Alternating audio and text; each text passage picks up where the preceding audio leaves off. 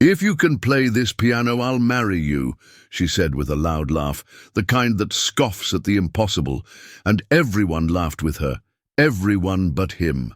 Because some promises are only made to humiliate, but others strike a chord too deep to be forgotten. She thought she was just playing a game, but she ended up awakening something that had been dormant for far too long. And in that gilded ballroom, the only thing that truly shone was the truth she tried to mask with her mockery. Now, the one who laughs last doesn't always need to laugh at all. The music flowed from a white grand piano, resting in the center of a hall where the ceiling seemed to touch the sky. Crystal chandeliers hung like frozen droplets of a luxury only the truly wealthy can comprehend. Glasses clinked, laughter echoed. It was one of those nights where wealth wasn't just in the bank accounts, but in the very air the guests breathed. In a corner, crouched beside a silver trash receptacle, Liam O'Connell scrubbed the floor as if he weren't even there. A borrowed suit, the expensive cologne of others drifting past him like a ghost. He was invisible. The janitor everyone saw, but no one ever looked at. The earbuds hidden beneath his worn cap masked what only he could hear. Chopin. Always Chopin. The ballroom belonged to Victoria Davenport, the sole heir of a real estate mogul who had built an empire from concrete and steel. She inherited it all with the grace of someone born to be in the spotlight and the venom of someone who'd never been told no. She wore a red dress like it was a declaration of war. Wherever she walked, crowds parted, waiting for her next sharp-witted remark. Liam stood up to collect a glass left on the floor when he heard the first wrong note from the piano. A guest was trying to show off. The melody stumbled and the room chuckled. Victoria approached the piano and teased, her voice dripping with false sympathy. "Oh, anyone can play the notes, but making the soul dance is another story." Liam glanced over his shoulder discreetly. That phrase? It resonated strangely within him. He went back to scrubbing the floor, but his mind was no longer there.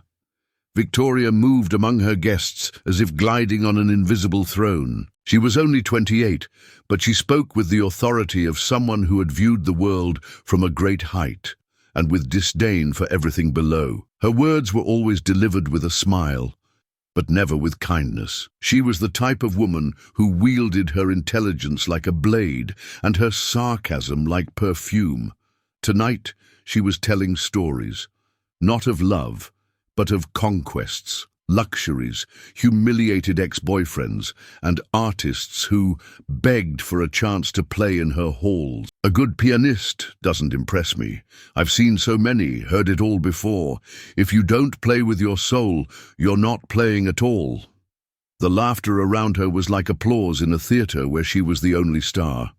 It was then that someone, trying to be clever, pointed to Liam, who was quietly gathering empty glasses near the staircase. "I bet the janitor's got a hidden talent.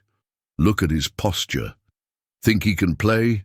A man slurred, emboldened by wine. The room turned its eyes toward Liam. He froze, slowly. He looked up without making eye contact and simply lowered his head. Victoria couldn't resist the opportunity.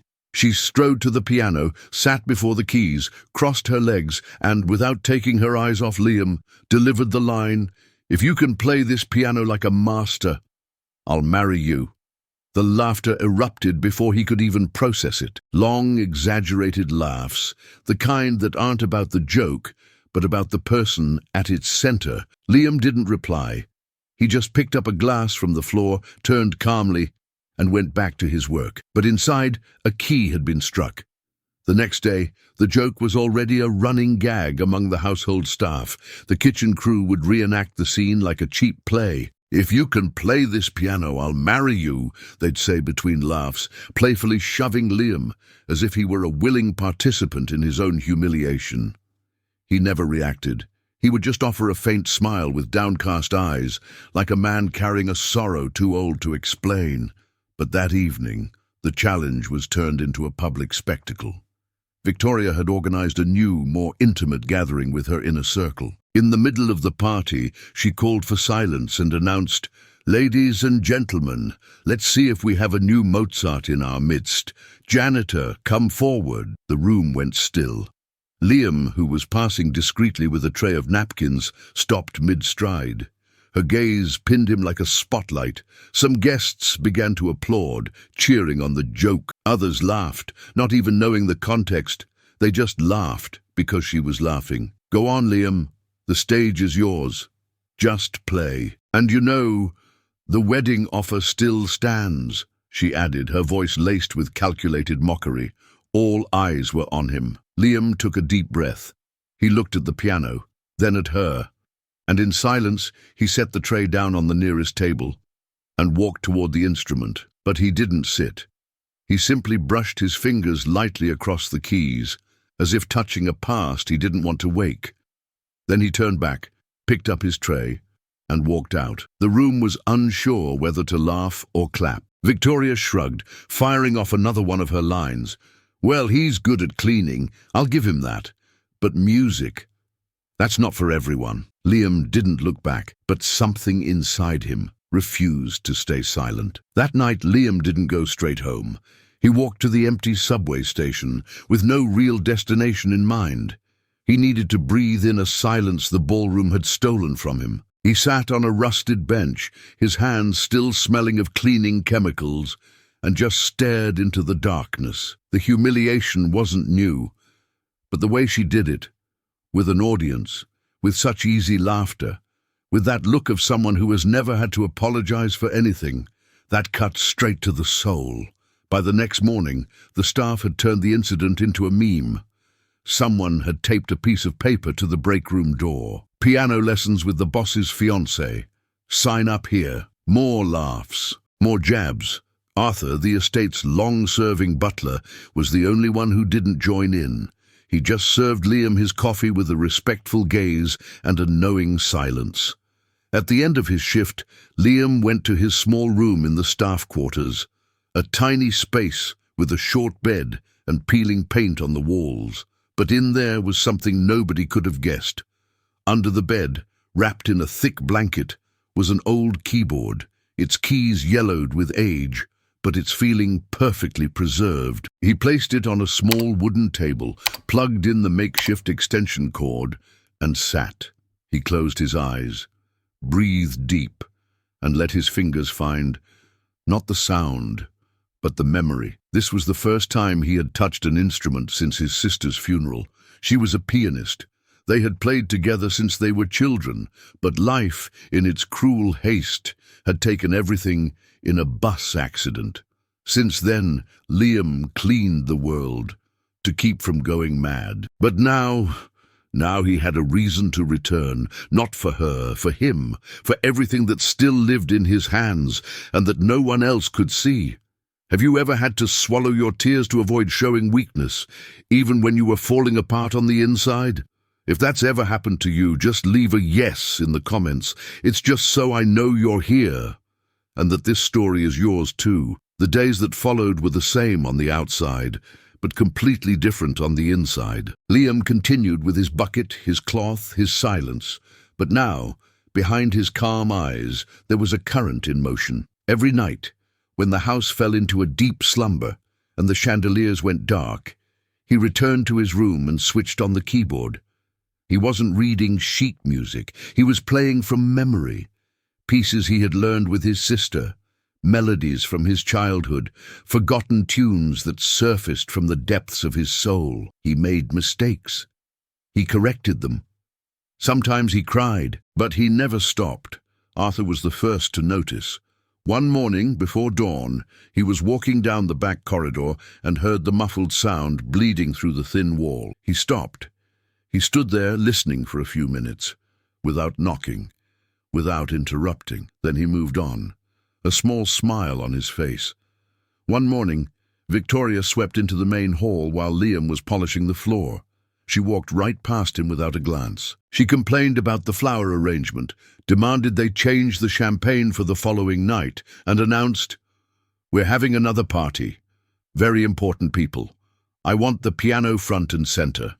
The absolute main attraction." Liam just nodded, but in that moment, Something settled inside him. It was no longer about proving anything. It wasn't about her. It was about the music, about finding himself again, and about putting back into the world what had been buried with his sister, but which had, for some reason, survived. On the eve of the party, when everyone else was asleep, Liam went to the empty ballroom. The new piano, commissioned from Europe, was already there.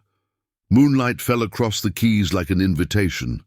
He drew closer, ran his fingers over the polished lid, and whispered something that only the piano could hear. The night arrived like all the others, full of light, designer dresses, and cheap laughter. The hall was packed. High society figures, discreet politicians, influencers with plastic smiles, all of them orbited the spectacle of wealth. In the center, the grand piano gleamed like an untouched jewel. Victoria, stunning in a gold dress that caught every camera flash, was doing what she did best, telling stories in which she was always the hero. This piano, imported of course, only the best are allowed to play it, or anyone who has the courage. More laughter, more toasts. No one knew what was about to happen. Liam entered unnoticed. Clean shirt, dark pants, measured steps. In his hands, he carried only a polishing cloth, as if it were just another night on the job. But instead of stooping to clean, he walked toward the piano. A curious silence began to ripple through the crowd. The hum of conversation faded by instinct. Victoria turned, a confused look on her face. The background music stopped. And there, in front of everyone, Liam sat down, without asking for permission, without an announcement, without a challenge.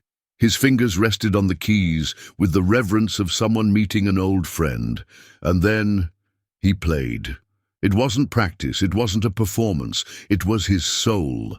The entire room seemed to hold its breath. The melody was simple, yet it held something no one could explain, and no one dared to interrupt. Victoria stood frozen. Her expression slowly shifted, from amusement to confusion, from confusion to a flicker of memory. That song, it was her mother's favorite. The one she used to play on Sunday mornings, back when the world still felt light. There was no way he could have known, but he did. And he played it to the very end, with dignity, with surrender, with a sorrow that only those who have lost someone can translate into sound. When the final note faded into the air, the silence that followed was heavy. There was no applause, not out of disrespect, but because nobody knew how to react to something so utterly real. Liam rose slowly. He looked at no one. He didn't wait for approval. He simply straightened his shirt, walked calmly past the paralyzed guests, and left through the same door he had entered. Victoria remained motionless, speechless. The champagne in her glass had gone flat, and on her face was an expression she had never worn before, shame. She tried to call his name, but her voice was gone. It was Arthur who approached from behind and whispered, "Sometimes the soul you laugh at is the one that came to remind you of who you used to be." She closed her eyes, felt a lump form in her throat, because for the first time in that immense house, she was the one who felt small, and the piano remained there, silent, as if waiting this time for her to finally learn how to listen.